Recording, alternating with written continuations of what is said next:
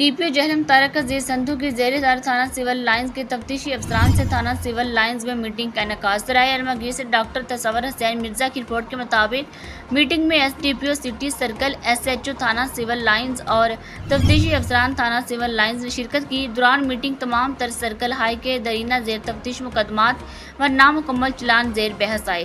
Meeting میں prosecution سے قریبی رابطہ رکھتے ہوئے مقدمات کی بروقت یکسوئی اور عدالت ہائی میں ترسیل کو یقینی بنانے کی ہدایت۔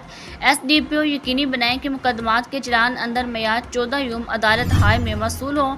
ڈی پی او جہلم عوام الناس کو انصاف کی بروقت فراہمی کے لیے زیر تفتیش مقدمات کو جلد یکسو کرنے کے ساتھ ساتھ رپورٹ ہائی 173 کی بروقت عدالتوں میں ترسیل انتہائی ضروری ہے۔ تکمیل ریکارڈ پر خصوصی توجہ دیں۔ سپروائزری افسران تھانہ جات میں ایس ایچ اوز اور تفتیشی افسران کے ساتھ میٹنگ کا انعقاد کریں۔